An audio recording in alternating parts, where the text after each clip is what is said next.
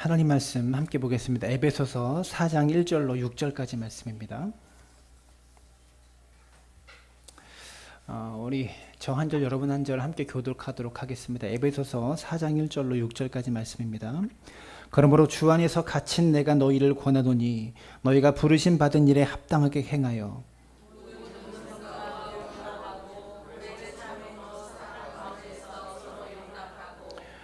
평안에 매는 줄로 성령이 하나 되게 하신 것을 힘써 지키라.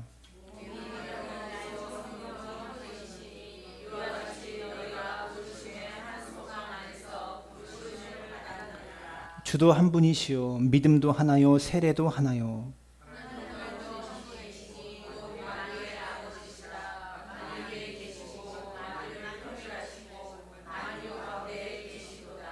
아멘. 반갑습니다. 옆 사람 바라보고 인사했으면 좋겠는데요. 당신과 함께여서 행복합니다. 네, 함께함이 행복입니다. 여러분, 교회도 수십 년 다니면 다 자기가 생각하는 교회상이 있죠. 여러분, 신앙생활 그래도 다 20년 이상 하신 분들인데 대부분 다 자기가 생각하는 교회상이 다 있습니다. 그냥 좋은 교회, 아니면 나쁜 교회, 또 교회 이런 건 마음에 들고 저런 건 마음에 들지 않는 자기만의 교회에 대한 이미지와 그림들이 우리 모두에게 다 그려져 있습니다. 구체적인 그림은 아니더라도 나는 교회 이런 모습이 좋다, 나는 교회 이런 모습이 싫다, 뭐 이런 그림들이 다 있죠. 그런데 우리가 생각하는 그런 교회에 대한 호불호, 이런 것이 성경적인 것이냐, 성경이 말하는 교회의 모습이냐, 그건 또 별개의 문제라는 것이죠. 내가 생각하는 교회일 수 있지만, 내가 원하고 내가 바라고 내가 꿈꾸는 교회일 수는 있지만, 성경이 말하고 있는 교회는 어떠한가, 이것은 전혀 다른 문제라는 것을 우리 모두가 좀 기억했으면 좋겠습니다. 그런 면에서 우리가 가정에 대해서도, 인간의 삶에 대해서도, 그리고 교회에 대해서도 우리가 끊임없이 좀 배워가고 공부해 갈 수 있었으면 좋겠다, 이런 생각을 듭니다. 저는 교회에 대해서 그동안 많은 설교를 했던 것 같아요. 교회의 본질과 교회의 사명이 무엇인지, 교회가 어떠해야 되는지에 대한 설교를 많이 했지만, 교회의 하나됨이 무엇인가, 교회의 하나됨에 대한 메시지가 우리에게 필요하겠다, 이런 생각을 하게 되었습니다. 그래서 오늘은 교회의 하나됨에 대한 말씀을 함께 나누려고 합니다. 교회의 하나됨은 무엇인지. 여러분, 하나의 교회라고 하는 것은 교회 모두가 다 하나다, 이런 의미가 아니라, 여기 있는 교회는 사랑나무 교회나 저 뒤에 있는 생명나무 교회나 이 교회가 다 하나다, 이런 의미도 볼 수 있지만, 더 중요한 것은 교회가 어떻게 연합을 이루고 어떻게 일치를 이루어 가야 되는지에 대해서 함께 말씀을 나누려고 합니다. 여러분, 교회는 하나입니다. 그런데 교회가 하나다라고 말하면 사람들이 다 단골 질문이 있죠. 교단과 교파가 그렇게 많은데 어떻게 교회가 하나입니까? 그렇게 말합니다.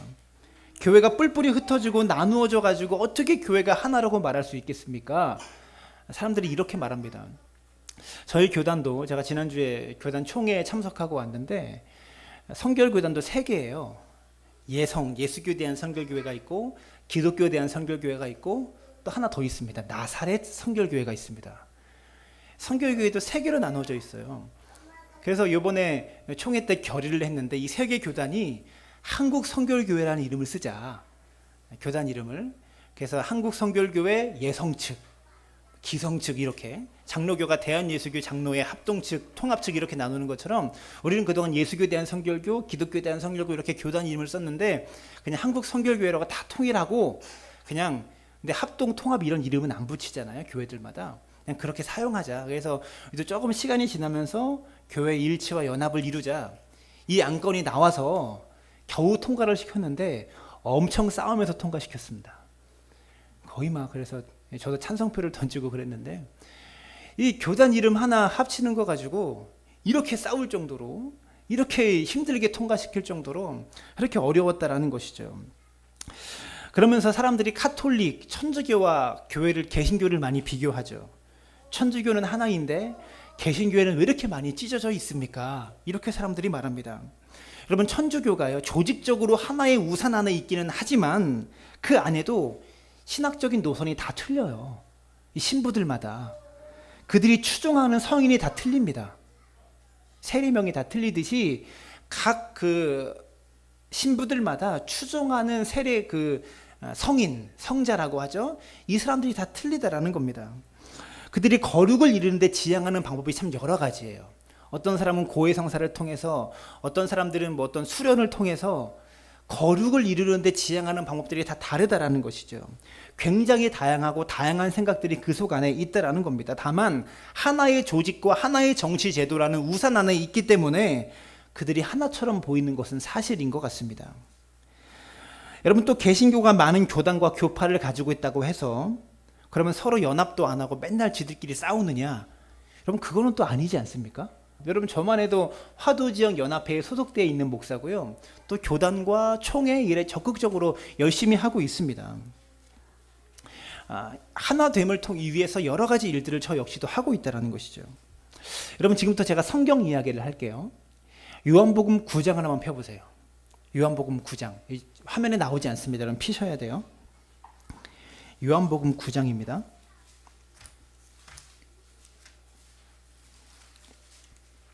여러분, 9장에 9장 6절부터 한번 보시죠. 6절과 7절 함께 읽습니다. 요한복음 9장 6절과 7절 함께 읽습니다. 시작. 이 말씀을 하시고 땅에 침을 뱉어 진흙을 이겨 그의 눈에 바르시고 이르시되 실로암 못에 가서 씻으라 하시니 실로암은 번역하면 보냄을 받았다는 뜻이라.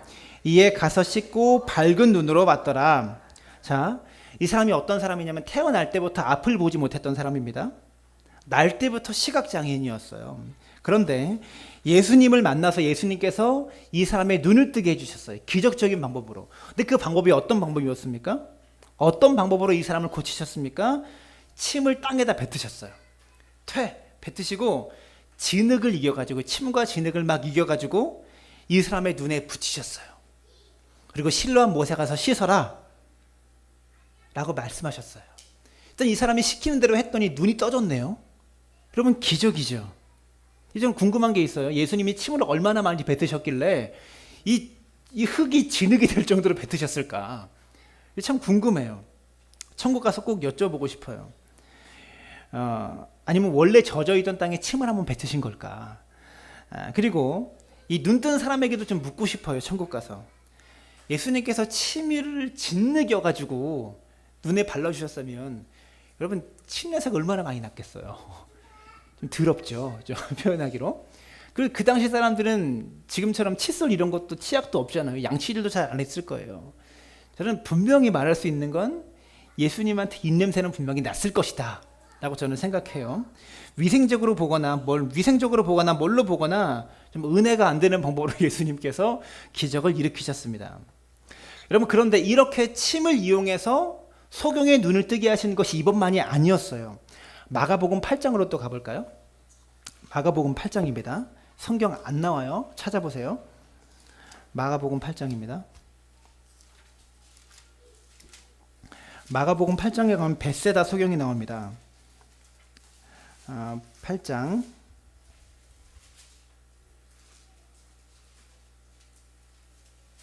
22절부터 25절까지입니다. 마가복음 8장 22절부터 25절까지 함께 읽습니다. 시작. 벳세다의 이름에 사람들이 맹인 한 사람을 데리고 예수께 나와 손 대기시기를 구하거늘 예수께서 맹인의 손을 붙잡으시고 마을 밖으로 데리고 나가사 눈에 침을 뱉으시며 그에게 안수하시고 무엇이 보이느냐 물으시니 쳐다보며 이르시되 사람들이 보이나이다. 나무 같은 것들이 걸어가는 것을 보나이다 하거늘 이에 그 눈에 다시 안수하심에 그가 주목하여 보더니 나와서 모든 것을 밝히 보는지라.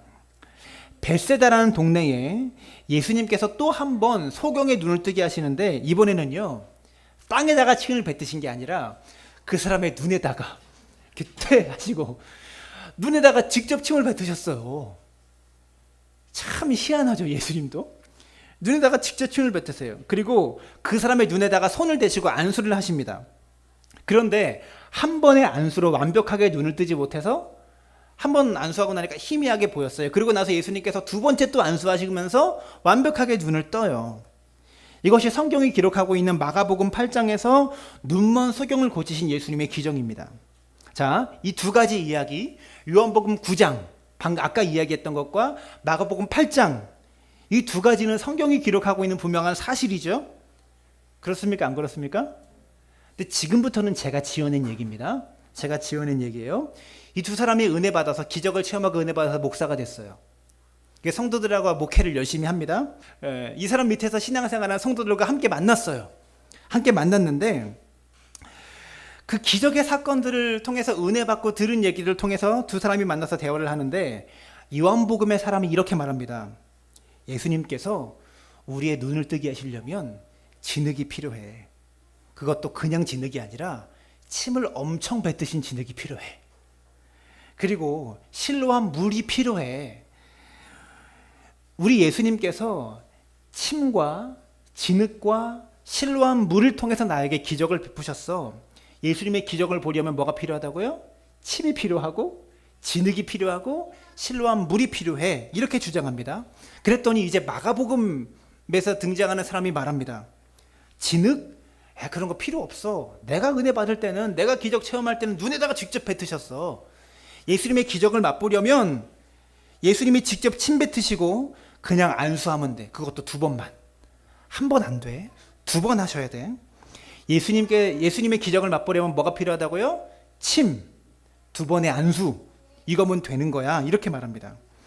그랬더니 이번에는 옆에서 두 사람의 대화를 지켜보던 또 다른 사람이 말합니다. 야, 내가 오랜 시간 동안 예수님 쫓아다녀보면서 예수님의 가르침도 듣고 기적도 체험했는데 예수님께서 침 뱉어서 고치신 거 너희 둘밖에 없어. 대부분의 사람들은 다 말씀으로 역사하셨어. 예수님의 기적을 보려면 말씀이면 돼. 이렇게 말합니다. 이렇게 사람들이 다 자기 것만 강조하다가 패가 나누어지기 시작했어요. 진흙파와 비진흙파 갈라졌습니다. 기적을 보려면 진흙이 필요하다는 파와 진흙은 필요 없다라는 파, 그리고 침파와 비침파가 나눠졌어요. 침이 필요해, 침 필요 없어. 그리고 침이 필요하다고 말하는 사람들 중에서도 예수님의 침이 진흙에 짓이가서 간접적으로 눈에 묻으면 된다라는 간접 침파와, 아니 예수님께서 직접 눈에다 침 뱉으셔야 돼 라고 말하는 직접 침파가 갈라졌습니다. 그리고 실로한 물이 정말 필요하고 정말 중요하다는 실로한 파와, 아니야 안수가 더 중요해라고 하는 안수파가 갈라지기 시작했습니다. 그리고 이 안수파 중에서도요, 한 번 안수해서 된다라는 한 번 안수파와 2번 안수해야 된다는 2번 안수파가 갈라졌어요. 그리고 말씀만 필요하다는 말씀파가 생겨났습니다. 여러분, 이 두 가지 사건으로 몇 개가 갈라졌습니까? 어마어마하게 좀 세보지도 않았어요. 제가 이렇게 갈라놓고서도. 여러분, 사람들이 각각 하나님을 기억하는 방식은 참 의미가 있습니다. 그 방법으로 내가 하나님을 만났고, 그것 때문에 내 인생이 변했고, 그 방법으로 내가 하나님의 기적을 체험했으니까요. 그러나 내 인생에 그것이 참 귀한 경험이었고 소중한 경험이었기 때문에 그 방법이 절대적인 방법이라고 생각할 수 있어요. 그러나 이것을 알아야 합니다. 내가 그것을 참 귀하게 여긴다고 해서 모든 사람이 다 그러한 방식으로 변화되느냐? 그건 아니라는 겁니다. 모든 사람이 다 그러한 방식으로 하나님의 은혜를 체험하느냐? 그것은 아니라는 것이죠. 이 사람들이 만약에 침, 진흙, 실로한 물, 안수 이런 것들을 자꾸 강조하고 이야기하면 그들은 분열될 수밖에 없습니다. 우리가 이렇게 다르구나, 이것만 이야기하는 것이 된다는 것이죠. 여러분, 그러나 이 모든 이야기의 핵심은 이거죠. 예수님이 낫게 하셨다. 침이 중요하냐, 안수가 중요하냐, 진흙이 중요하냐, 이런 것이 아니라 예수님이 우리를 낫게 하셨다. 이게 중요한 사실 아닙니까? 그래서 사도 바울은 초대교회 성도들에게 이렇게 편지를 써서 보냅니다. 고린도전서 1장 12절과 13절인데 함께 읽습니다. 시작. 내가 이것을 말하거니와 너희가 각각 이르되 나는 바울에게, 나는 아볼로에게, 나는 게바에게, 나는 그리스도에게 속한 자라 한다는 것이니 그리스도께서 어찌 나뉘었느냐? 바울이 너희를 위하여 십자가에 못 박혔으며 바울의 이름으로 너희가 세례를 받았느냐? 성도들마다 각각 전도받은 사람이 따로 있고 은혜 받은 목사님이 다 따로 있어서 나는 이분이 좋아, 나는 이분에게 은혜를 받았어. 그래서 바울파, 아볼로파, 베드로파 막 이렇게 파들이 생겨나고 있을 때 바울이 말하는 것이죠. 야, 바울이 너희를 위해서 십자가에 못 박혔냐? 아볼로가 너희를 위해서 죽었냐? 베드로가 너희를 위해서 피를 흘렸냐?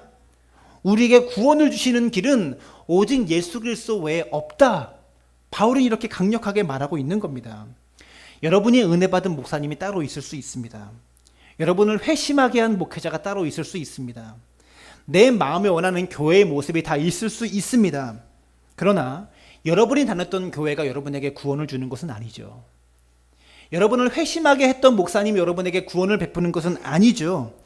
우리에게 구원을 주시는 분은 오직 예수 그리스도밖에 없다.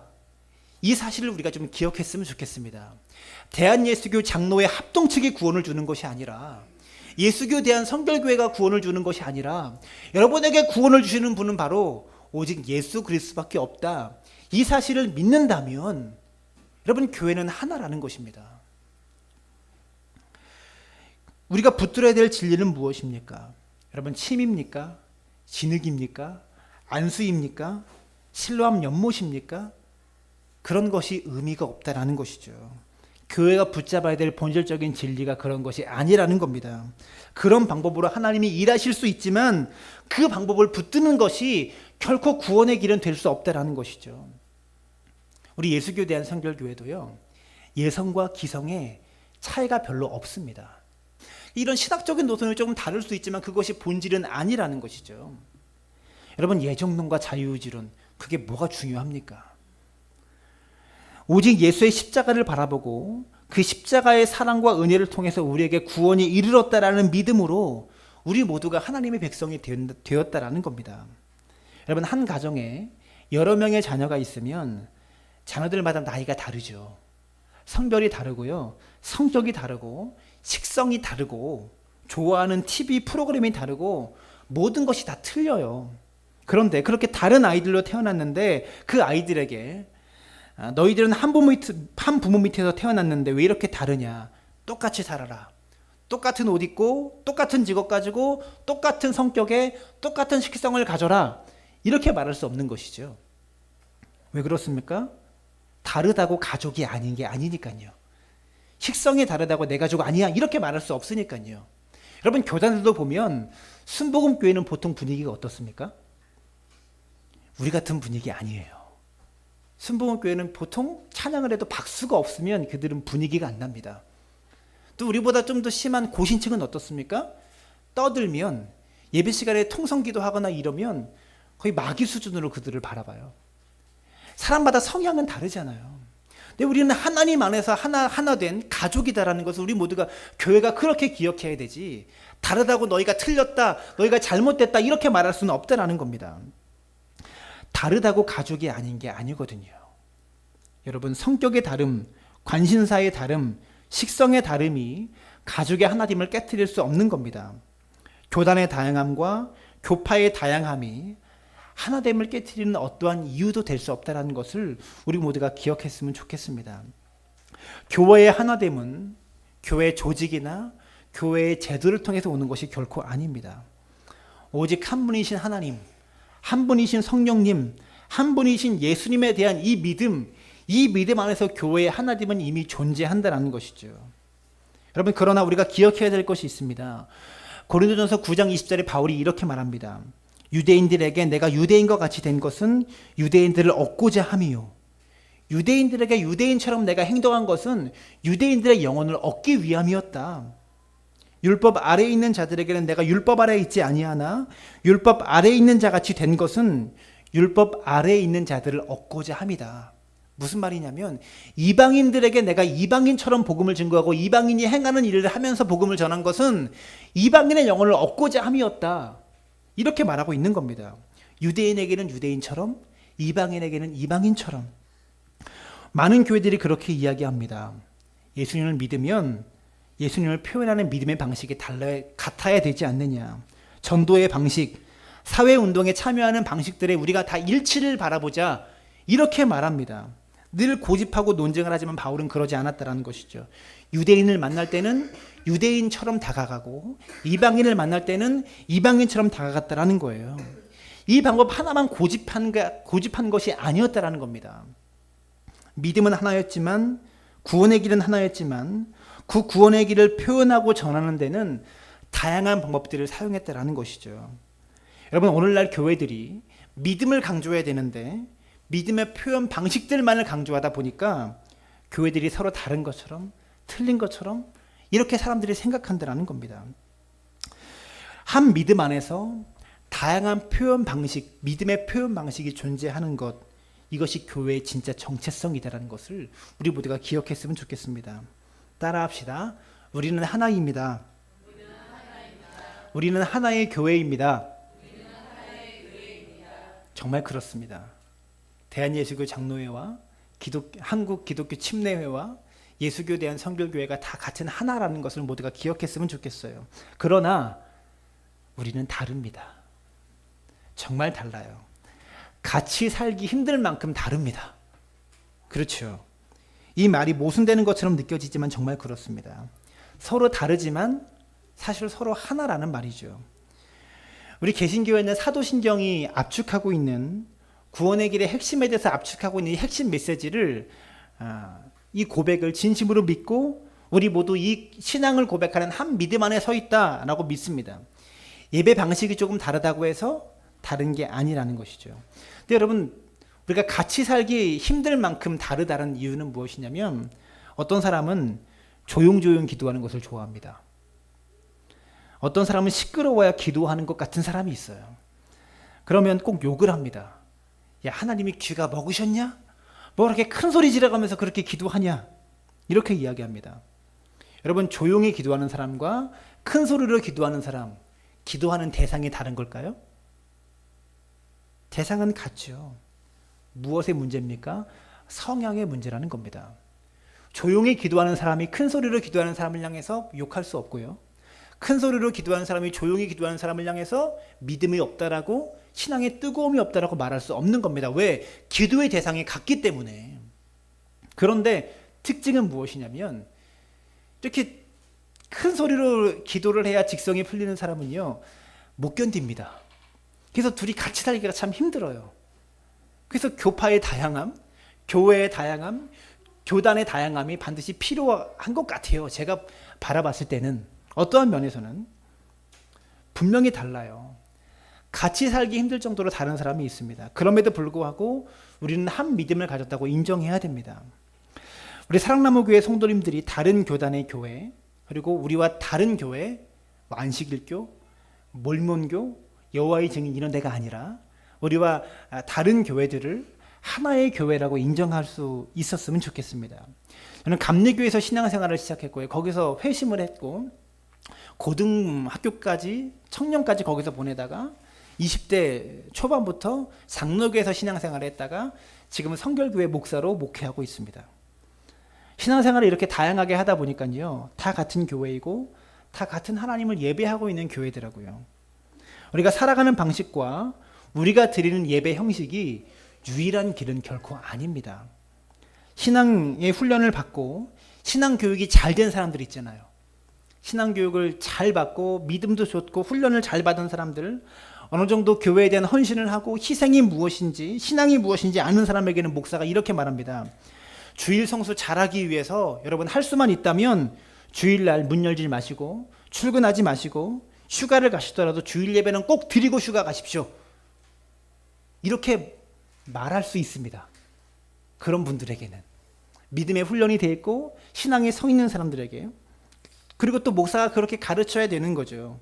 그리고 그 정도는 교회의 중직이라면, 신앙생활에 연륜이 있다면 목사가 말 안 해도 여러분이 알아서 그렇게 해주셔야 되는 겁니다. 근데 이제 막 신앙생활을 한 사람에게 신앙생활을 하려면 주일날 일 나가는 거 포기하시고 주일 성수할 수 있는 직장 주실 때까지 기다리며 기도하십시오. 이렇게 말할 수 있습니까? 없습니까? 이렇게 말할 수 없는 겁니다. 여러분, 그러면 그분들을 위해서 주일날 예배 드리지 못하는 분들을 위해서 토요일이나 뭐 월요일이나 이런 날 예배를 새롭게 개설해서 그렇게 그분들을 위해서 예배를 드리면 그것은 예배가 아닙니까? 주일 예배처럼 주일 성수 안 한 것이 되는 겁니까? 그럴 수도 없다라는 것이죠. 주일날 근무할 수 없는 누군가를 위해서 평일에 예배를 개설한다면 그것은 주일 예배와 같은 의미가 전혀 없는 다른 의미의 예배일까요? 그렇게 볼 수 또한 없다라는 겁니다. 우리가 붙들어야 될 것이 무엇인지를 분명히 알면 내가 포기해야 될 것이 무엇인지도 분명히 알게 되는 거예요. 삶에는 자유가 생깁니다. 그런데 내가 붙들어야 될 것이 무엇이다, 이것이 불분명하면 이것저것 가질 수도 없고 포기할 수도 없는 복잡한 인생이 내 인생에 펼쳐진다라는 거죠. 요즘 애들이 썸 탄다라는 말이 있잖아요. 교회도 마찬가지입니다. 붙들어야 될 복음의 진리가 무엇이다, 본질이 무엇이라는 것을 분명히 알면 포기해야 될 것이 뭔지도 보여요. 근데 본질을 모를 때 포기도 못하는 겁니다. 이것도 맞는 것 같고 저것도 맞는 것 같기 때문에. 썸 탄다라는 말을 하죠, 요즘 애들이. 무슨 뜻입니까? 사귀는 것 같기도 하고 아닌 것 같기도 하는 애매한 상황, 어정쩡한 상태. 그리고 썸 타는 사람이 한 명이 아니라 여러 명 있습니다. 이 사람하고도 썸 타고 저 사람하고도 썸 타고. 이런 것을 어장관리라고 하는데, 아이들 용어로. 내가 하나를 찍어서 정할 때까지 누군가에게 아니다 라고 말하면 안 되니까, 내가 누구를 택해야 될지 모르니까 그렇게 하는 겁니다. 근데 한번 생각해 보세요. 어장관리하는 젊은이들이 얼마나 인생이 피곤할까. 여러분, 한 사람을 정하면 정할수록 쓸데없이 다른 사람에게 신경 쓰지 않아도 되고 에너지 쓰지 않아도 돼요. 쓸데없이 끼부린다, 바람핀다, 이런 말 안 들어도 되는 겁니다. 한 사람에게만 집중할 수 있으니까. 그렇지 않습니까? 한 사람이 분명하게 드러나면 아닌 사람이 누군지도 분명하게 드러나게 되고요. 아닌 사람에게는 쓸데없는 에너지를 쓰지 않아도 되니까 얼마나 인생이 자유로워지겠냐라는 거예요. 여러분, 저는요, 결혼의 가장 큰 행복은 쓸데없는 여자들에게 내가 신경을 안 써도 된다는 거. 결혼하기 전에는 위아래 2, 3년은 다 잠재적인 후보였어요. 근데 결혼하고 나니까 에너지를 쓸 필요가 없어졌다는 겁니다. 여러분, 무슨 말이냐? 교회를 위해서, 교회를 선택하기 위해서, 혹은 교회를 정하기 위해서, 신앙의 본질을 우리가 붙잡기 위해서 내가 무엇이 분명하고 무엇이 본질인지를 확실하게 알게 되면 포기해야 될 것도 보인다라는 겁니다. 어장관리할 필요 없다라는 겁니다. 목회를 하다 보면 분명해야 될 것이 흐린 사람이 있어요. 놓아버려야 될 것을 놓지 못하고 계속 미련을 가지는 사람이 있습니다. 붙잡아야 될 인생의 본질을 깨닫지 못하면 쓸데없는 것 가지고 싸우고 쓸데없는 것 가지고 나누어지게 된다는 것이죠. 예수님은 붙잡아야 될 본질이 무엇인지를 분명히 아시는 분이셨습니다. 그러다 보니까 안식일로 밀밭 사이로 지나가다가 이삭을 좀 훑어먹는 것, 그것 가지고 주일에 일했으니까 너 주일 성수 안 한 거야, 이렇게 말하지 마. 그런 거 별로 쓸데없는 일이야. 예수님 이렇게 가르치셨고요. 안식일에 병자를 고쳐준 것 가지고, 안식일에 몇 걸음 이상 걸은 것 가지고 안식일 어겼다, 그러지 마라. 이러고 있는 인간들이 정말 불쌍해 보이는 거죠. 예수님의 관점에서는. 왜요? 진리가 무엇이고 본질이 무엇인지 모르면서 본질도 아닌 것 붙잡고 본질인 것처럼 잘못 살아가고 있으니까. 쓸데없이 에너지 낭비하고 있으니까. 여러분, 오늘도 교회 안에는요, 붙들어야 될 것을 붙들지 못하고 놓아버려도 되는 것을 붙들고 사는 사람이 너무나 많아요. 특히 전통적인 교회일수록 이럴 수도 있고 저럴 수도 있는 것 가지고 우리는 이래야 돼, 반드시 이렇게 해야만 돼 라고 말하는 사람이 너무 많다라고요. 제가 여러분 오른발 침례교회에 대해서 얘기해 드렸나요? 미국에 침례교회가 있었는데 이 두 교회가 오른발 침례교회가 하나였어요. 근데 세족식을 교회에서 목사님이 하는데 어떤 사람은 오른발에 발을 먼저 놓고 발을 닦아주시고 어떤 사람은 왼발을 먼저 놓고 발을 닦아주셔서, 그래서 이게 싸우다 보니까 오른발을 먼저 닦아야 된다, 왼발을 먼저 닦아야 된다 싸우다 보니까 교회가 갈라졌어요. 그래서 이 사람들이 나와서 만든 교회 이름이 오른발 침례교회예요. 이게 그런 교회가 있어요. 정통적인 교회일수록 이럴 수도 있는 것, 저럴 수도 있는 것 가지고 반드시 이래야만 돼라고 주장하는 사람이 많다고요. 특히 신앙생활을 오래 할수록. 우리가 그런 오류에 빠지지 않게 되기를 바랍니다. 정작 한 사람이 구원을 얻을 수 있는가, 하나의 교회가 되는가, 여기에는 별로 관심이 없고 교회가 존재하는 방식, 교회가 예배드리는 방식, 교회가 운영하는 방식, 이런 것 가지고 싸우고 있다는 것이죠. 안타까운 일입니다. 오늘 에베소서 4장은 바로 그 이야기를 우리에게 들려주고 있습니다. 교회의 하나됨이라는 것은요, 우리의 사명이 아닙니다. 교회의 사명도 아니고 교회가 이루어야 될 과업도 아닙니다. 교회의 하나됨은 이미 하나님이 완성시켜 놓으셨기 때문에 그렇습니다.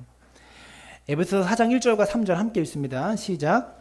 그러므로 주 안에서 갇힌 내가 너희를 권하노니 너희가 부르심을 받은 일에 합당하게 행하여 모든 겸손과 온유로 하고 오래 참음으로 사랑 가운데서 서로 용납하고 평안에 매는 줄로 성령이 하나 되게 하신 것을 힘써 지키라. 성령이 하나 되게 하신 것은 무슨 말이래요? 이미 성령께서 하신 일이라는 말이죠. 교회가 하나됨을 이루기 위해서 최선을 다해야 한다, 이게 아니라는 겁니다. 이미 하나로 만들어 놓으셨다라는 거예요. 우리가 한 일이 아니라는 겁니다. 여러분, 자녀의 하나됨, 여러분 저희 자녀의 하나됨, 동아하고 하이하고 하온이가 이 삼형제가 하나됨, 이 형제 하나됨이라는 것이요, 왜 하나 됐습니까? 엄마 아빠가 그렇게 낳기 때문에 하나죠. 이미 한 형제죠. 교회가 그렇습니다. 이미 하나님께서 하나로 완성시켜 놓으셨어요. 부모가 낳기 때문에 삼형제가 하나인 것처럼 하나님께서, 하나님으로부터 교회가 출발했기 때문에 이미 교회는 하나입니다. 하나됨을 이루는 것이 교회의 사명이 아니라는, 교회의 사명은 하나됨을 지키는 겁니다.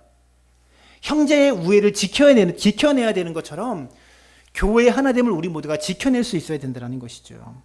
우리의 하나됨은요, 사람에게서 기인한 것이 아니고 하나님께로부터 기인합니다. 한 분이신 하나님을 믿기 때문에, 한 분이신 성령님을 믿고 한 분이신 예수님을 믿기 때문에 성향의 동일성, 체제의 동일성에서 오는 것이 아니라 한 하나님을 믿는 믿음으로 말미암아 모든 교회는 이미 하나 되었다라는 겁니다. 그래서 에베소서 오늘 본문 4절부터 6절까지를 보시면 단 3절 안에 하나라는 단어가 7번이나 반복됩니다. 3절 안에서. 특별히 거기에는 한 분 하나님, 한 분 예수님, 한 분 성령님, 이런 이야기만 등장하지 우리의 성향이 어떠하냐, 성격이 어떠하냐, 우리가 추구하는 것이 어떠하냐, 특징이 어떠하냐, 이런 이야기들은 등장하지 않는다라는 겁니다. 즉 교회의 하나됨은 하나님으로 말미암은 것이지 우리로 시작된 것이 아니라는 것을 우리 모두 기억해야 되는 겁니다. 그래서 사람들에게서 나오는 여러 가지 차이점들을 자꾸 이야기하는 것은요, 교회의 하나됨을 잃어버리고 하나됨을 깨트리는 것이죠. 여러분, 이웃교회 다니는 성도님들을 볼 때마다, 옆에 화덕교회 큰 교회 다니는 성도님들을 볼 때마다 니네 교회가 좋으냐, 우리 교회가 좋으냐, 이런 쓸데없는 얘기하지 말고 니네 목사님이 설교 잘하냐, 우리 목사님이 설교 잘하냐, 이런 얘기 쓸데없는 얘기입니다. 여러분 집집마다 니네 아버지가 돈 잘 버시냐, 너희 아버지가 돈 잘 버시냐, 이거 쓸데없는 얘기잖아요. 그거인 것처럼 저 교회 찬양단이 찬양을 잘하냐, 이 교회 찬양단이 찬양을 잘하냐, 이게 다 쓸데없는 소리라고, 쓸데없는 얘기라고요. 본질이 무엇이다, 인생이 무엇이다를 알게 되면 이 집이 큰 집에 사냐, 저 집이 큰 집에 사냐, 이거 싸우는 거 의미가 없듯이 삶의 본질을 알면, 살아가는 것이 무엇이다는 것을 깨달으면 집 크기, 한 달 버는 액수, 어떤 차 타는 거, 이게 별 의미가 없듯이 교회도 마찬가지입니다. 교회의 본질이 무엇이고 교회의 구원이 무엇인지를 분명히 알면 설교 잘하는 목사님 의미 없어요. 좋은 교회 의미 없어요. 하나님이 한 분이다라는 사실, 여러분 이것이 우리가 하나다라는 분명한 증거가 될 수 있게 되기를 주님의 이름으로 부탁을 드립니다. 교회는 하나입니다. 어떤 교회는 오르간으로 찬송가를 부르고 어떤 교회는 키보드로 찬송가를 불러도 교회는 하나입니다. 어떤 교회는 목사님이 나이가 많고 어떤 교회는 목사님이 나이가 젊거나 저처럼 어려도 그게 그렇게 중요하지 않아요. 교회는 한 하나님을 믿고 섬기는 하나의 교회입니다. 어떤 교회는 건물이 있고 부교육자가 있고 잘 체계로 정돈된 양육 체계가 있고 프로그램이 있어도 그게 중요하지 않습니다. 우리 모두는 한 하나님을 섬기고 한 하나님을 예배하는 하나의 교회입니다. 여러분, 내 성향에 맞는 교회를 다니느냐 안 다니느냐, 이건 본질이 아니에요. 사람도 음식의 식성이 다른 것처럼 사람마다 좀 시끄러운 교회가 시원시원하고 신나서 좋다라고 말하는 사람도 있고, 시끄럽고 사람 많은 데는 나 정신없어라고 말하는 사람도 있어요. 그래서 조용조용한 교회를 찾아가는 사람도 있지만 그것은 성향의 문제지, 그 사람이 가지고 있는 성향의 문제지 믿음의 본질, 구원의 본질의 문제는 아니라는 것이죠. 하나를 지켜야 가야 될 우리는 언제나 서로의 다양성을 인정하고 우리가 하나일 수밖에 없는 진리의 본질, 예수님을 늘 말하는 교회가 되었으면 좋겠습니다. 어떠한 교단이든지. 그래서 교회가 자꾸 전통을 이야기하고 자꾸 전통만 강조하다 보면 다른 교회와 단절이 생겨날 수밖에 없는 것이죠. 우리 교회의 특징, 이것만 자꾸 이야기하고 우리 교회의 자랑만 계속 하다 보면, 여러분 전도할 때 그렇게 전도하죠. 우리 목사님 설교 한번 들어봐. 기가 막혀. 이런 것만 강조하다 보면 다른 교회와 단절이 일어날 수밖에 없는 것이죠. 그런데 우리가 만약에 예수님을 이야기하고 하나님을 이야기하고 복음을 이야기하면 전 세계의 어떤 교회든지 다 하나가 될 수 있는 겁니다. 여러분 만약에 한일전 축구하면 정당과 계파 상관없잖아요. 정의당이든 대한애국당이든 다 같이 응원하잖아요. 한일전 축구하면 경상도든 전라도든 같이 응원하는 거 아닙니까? 우리가 더 큰 개념에 집중하기 시작하면 다른 사람과의 차이를 허용하고 용납할 수 있는 것이죠. 그런데 조금 다른 것들을 계속 이야기하기 시작하면 그게 굉장히 심각하고 굉장히 큰 문제인 것처럼 느껴져 가지고요. 너와 나는 함께 할 수 없다. 이렇게 생각하기 시작한다는 겁니다. 혹시 지금 이 순간에 부부 생활이 좀 힘들다라는 분들이 계시면 누구를 만나도 똑같아요. 안 그렇겠습니까? 누구 만나든 똑같아요. 지금 내 모습이 이런데 누구를 만나든 똑같은 결과가 나타나는 거죠. 여러분 누구를 만나든 내 속이 시원할 만큼 나한테 맞춰주는 남편이 어디 있겠어요? 안 그래요?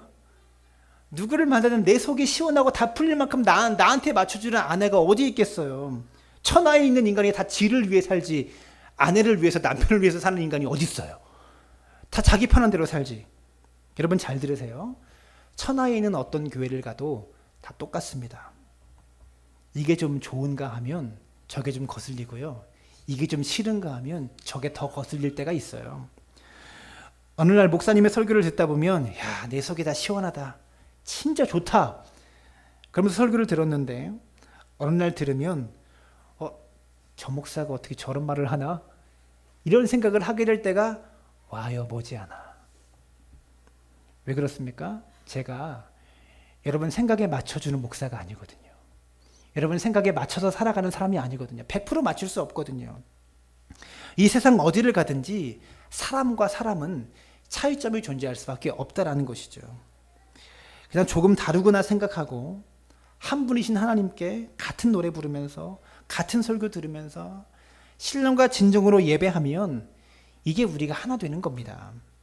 사랑하는 여러분, 교회 하나됨, 교회의 본질이 무엇인지를 분명하게 붙잡으면 교회가 붙잡지 말아야 될 것이 무엇인지도 보이게 되고요. 그러면 내가 신앙생활하면서 내가 진짜 붙잡아야 될 것이 무엇이고 내가 붙잡지 않아도 될 것이 무엇이다. 근데 때때로 신앙생활하다 보면 붙잡지 않아야 될 것이 더 크게 보일 때가 있어요. 비본질적인 것이. 근데 본질이 무엇인지를 분명하게 보면요.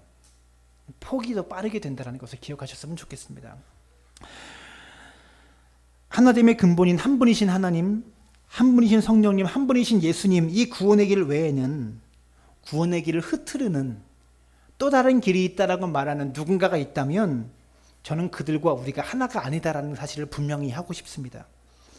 예수님만이 우리의 구세주이신데 자기가 구세주다, 내가 구원자다, 내가 보혜사다 이런 소리를 하고 있다면 그들은 교회라는 간판을 달고 있고 성경책 가지고 설교하고 있지만 목사라는 이름을 붙였다고 할지라도 그들과 우리는 하나가 아닙니다. 우리의 하나됨의 근거는 오직 믿음의 고백, 하나님이 우리를 위해 행하신 일, 여기에 기초하고 있다는 것, 이것을 기억하시길 바랍니다. 사랑하는 여러분, 하나님을 붙들고 하나의 교회로 우리가 신앙의 본질, 믿음의 본질을 붙잡고 우리가 거룩한 교회를 함께 이루어 나가는 믿음의 사람들 되시기를 주님의 이름으로 축원합니다.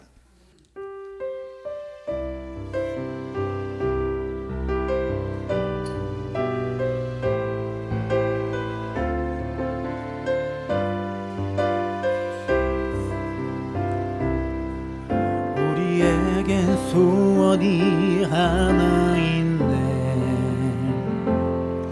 주님 다시 오실 그날까지 우리 가슴에 새긴 주의 십자가 사랑, 주의